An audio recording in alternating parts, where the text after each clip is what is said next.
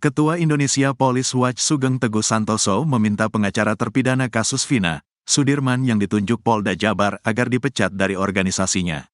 Sebab menurut Sugeng, pengacara itu telah menjebloskan Sudirman dalam rekayasa kasus Vina Cirebon. Padahal sebagai pengacara, seharusnya bisa membela hak Sudirman di kasus Vina Cirebon. Sugeng Teguh Santoso mengatakan, Sudirman dijadikan seperti saksi mahkota oleh kepolisian untuk menjerat 7 terpidana lain. Padahal, semua terpidana sudah membantah. Sudirman dalam hal ini adalah korban tindakan dari tidak profesional, tindakan melanggar hukum, dari penyidik kepolisian dan juga termasuk diduga Ibtu Rudiana, ayah korban Eki, kata Sugeng dikutip dari Cumi-Cumi, Senin, tanggal 2 September tahun 2024. Menurut Sugeng, Sudirman adalah korban yang harus dilindungi. Terkait pengakuan Sudirman di hadapan penyidik bahwa ia mengaku memukul Vina dan Eki, menurutnya hal itu merupakan pengakuan palsu. Pengakuan yang didapatkan karena tekanan fisik dianiaya, kata Sugeng. Apalagi dia dalam kondisi yang secara mental tidak sekuat 7 terpidana lain, tambahnya. Sugeng menduga, kelemahan Sudirman ini dimanfaatkan oleh oknum untuk memuluskan rekayasa kasus Vina Cirebon. Sudirman dieksploitasi oleh diduga oknum polisi untuk membuat rekayasa kasus pembunuhan, padahal kasus ini bukan kasus pembunuhan, kata dia lagi. Bukan cuma mendapatkan penganiayaan, Sudirman juga diberi janji-janji manis jika mau menuruti oknum tersebut. Tetapi yang pasti penganiayaan dialami, kata dia lagi. Sugeng Teguh Santoso juga menyoroti pengacara Sudirman yang ditunjuk oleh Polda Jabar. Menurutnya, peran pengacara Sudirman itu sesat. Bukannya membela hak Sudirman tetapi malah menjebloskan Sudirman untuk kepentingan rekayasa kasus oleh oknum penyidik berjalan mulus, ungkapnya. Ia menegaskan, pengacara seperti itu harus dipecat dari organisasi profesi manapun. Pengacara yang jadi alat dari oknum penyidik guna memuluskan rekayasa kasus harus dipecat oleh organisasinya. Pengacara ini adalah pengacara abal-abal, Tandansya. Sebab menurut Sugeng, pengacara itu telah melacurkan profesinya untuk tidak menegakkan keadilan tapi merekayasa kasus yang diajukan oleh oknum polisi. Sementara itu, sejak akhir Agustus tahun 2024, kuasa hukum Sudirman sudah berpindah kepada Peradi. Titin Prialianti dan tim pengacara lainnya resmi menjadi penasihat hukum Sudirman. Sudirman didampingi keluarganya, telah mencabut kuasa dari pengacara yang ditunjuk oleh Polda Jabar. Kepada keluarganya, Sudirman mengaku diminta menulis surat oleh pengacara lamanya itu. Suratnya berisi pernyataan kalau Sudirman tidak mau ditemui oleh siapapun. Kemudian ada juga surat yang ditulis Sudirman ke Presiden Jokowi, bahwa ia mengaku sudah nyaman di dalam penjara. Kata Sudirman itu dia disuruh nulis surat seperti itu, katanya, ungkap Titin Prialianti. Sementara itu, kuasa hukum Sudirman yang lain, Jutek Bongso membantah kliennya keterbelakangan mental. Sebenarnya kami melihat Sudirman itu punya kemampuan itu, tidak seperti yang dia bayangkan, kata Jutek Bongso, dikutip dari YouTube Kang Deddy Mulyadi Channel, Senin, tanggal 2 September tahun 2024. Jutek Bongso menilai, kliennya itu memang memiliki keterlambatan dalam berpikir. Kelihatannya agak telat berpikir dan mentalnya nggak bisa ditekan, itu yang kita lihat. Dan cepat berubah, punya masalah psikis, tutur Jutek. Jutek Bongso pun akan memeriksakan psikologis Sudirman ke ahlinya. Kalau dibilang normal, kenyataannya dia tamat SD umur 17 tahun. Kalau dibilang keterbelakangan mental itu tidak, jelas dia.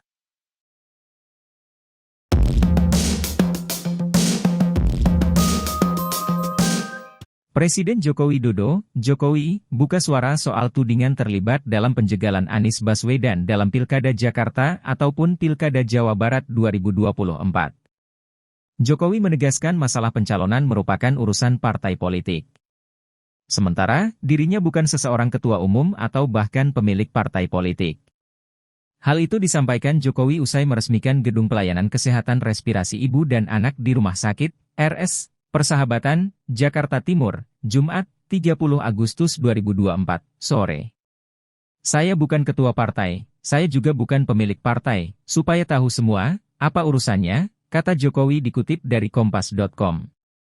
Jokowi memahami dirinya memang kerap dituding bermacam-macam hal. Termasuk soal tudingan penjegalan atau menjadi penghambat kemajuan seseorang.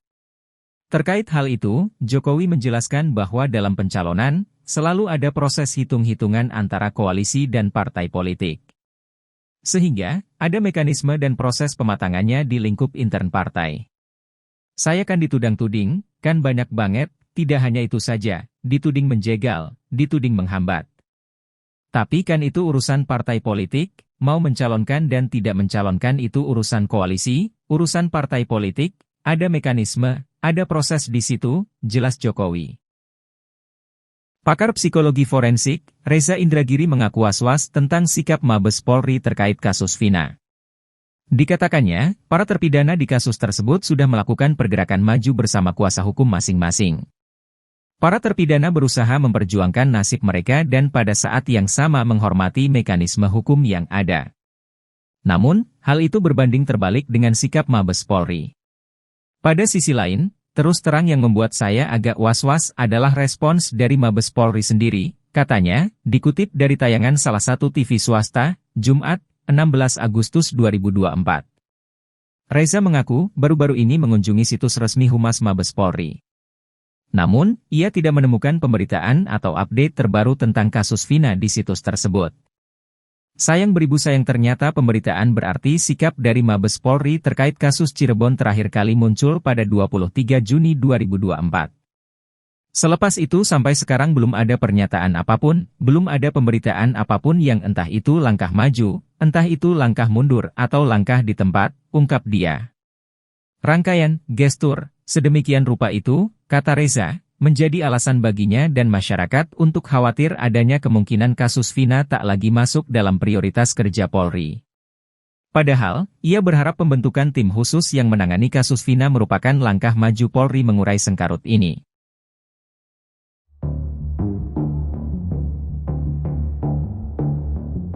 Pakar psikologi forensik, Reza Indragiri mengatakan, sulit mencari kebenaran dalam kasus Vina di Cirebon, Jawa Barat, 2016 silam. Sehingga, katanya, sengkarut dalam kasus yang terjadi 8 tahun silam itu tak kunjung tuntas.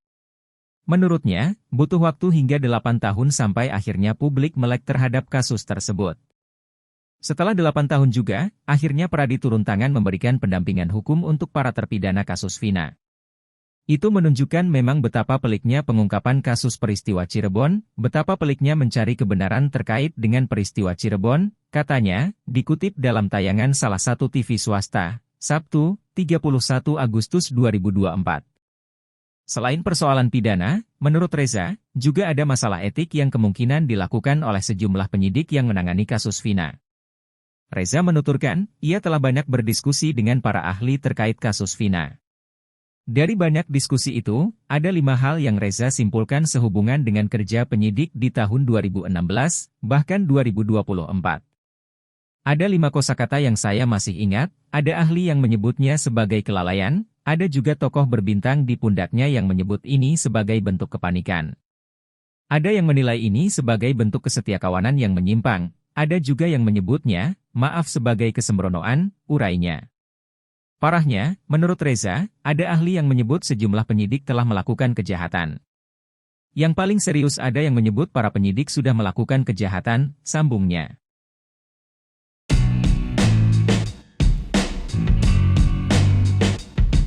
Dianggap menjebak dan diduga ikut terlibat merekayasa, pengacara terpidana kasus Vina, Sudirman yang ditunjuk Polda Jabar didesak agar dipecat.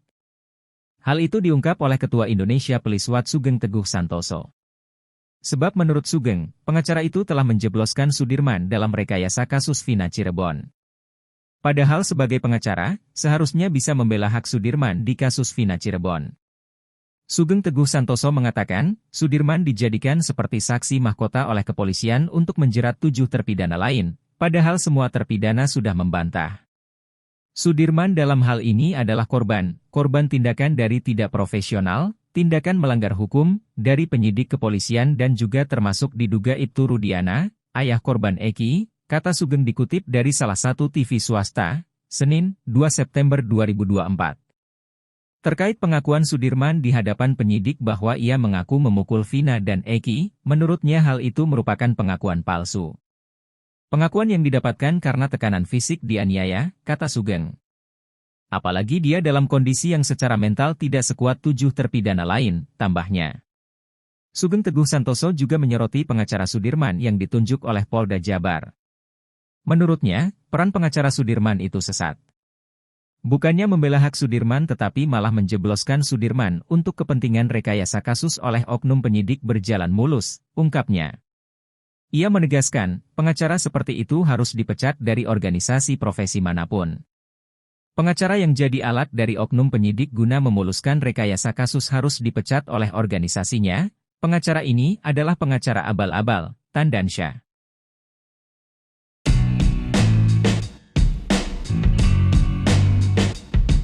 Sosok Bribka Dani Hermansyah, anggota Polda Jawa Barat kini jadi sorotan. Hal itu karena Bribka Dani banyak membantu Peggy Setiawan saat berada di dalam penjara. Dani Hermansyah menjadi perbincangan publik lantaran dia rela memberikan jatah makannya untuk Peggy Setiawan yang pada saat itu ingin sahur. Tak hanya itu, Dani Hermansyah juga disebut Peggy Setiawan merupakan sosok polisi yang baik dan bersahabat. Disebut-sebut sebagai salah satu polisi baik oleh Peggy Setiawan, Bribka Dani Hermansyah ternyata memiliki sejumlah prestasi membanggakan. Pertama kali bertugas di Brimob Kelapa II, Kota Depok, Bribka Dani Hermansyah mengaku mendapat banyak pengalaman selama bertugas di kepolisian. Selain pernah bertugas sebagai pasukan perdamaian di wilayah Afrika Tengah, Bribka Dani Hermansyah juga menjadi salah satu penerima penghargaan tertinggi dari PBB. Di mata Dani Hermansyah, Peggy Setiawan merupakan sosok yang tak bertingkah saat di penjara. Dani Hermansyah menegaskan, jika Polda Jawa Barat menciptakan suasana di dalam penjara menjadi religius.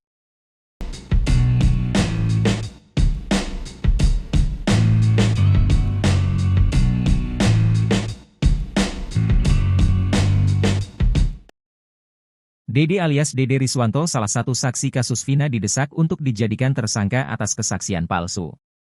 Hal itu muncul jelang sidang PK para terpidana kasus Vina yang dimulai pada Rabu, 4 September 2024. Dede Riswanto benar-benar terjebak dalam pengakuannya sendiri soal kasus Vina Cirebon.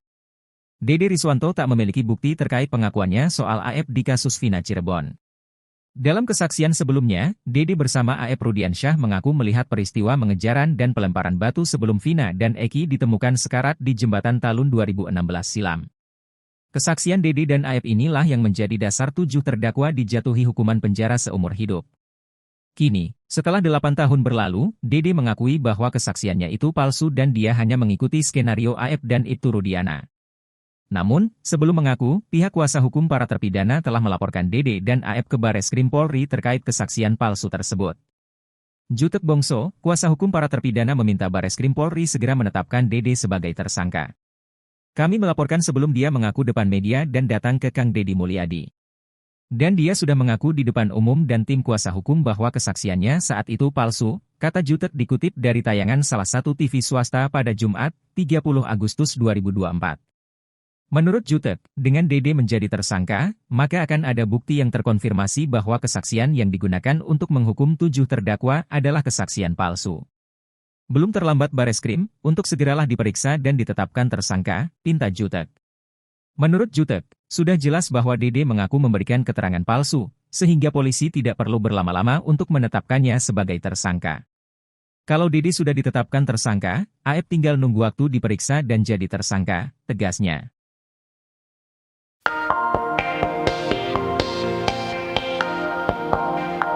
Beriringan dengan kasus Vina Cirebon yang masih berlangsung, saksi baru yang sempat muncul ke publik akhirnya turut diperiksa penyidik.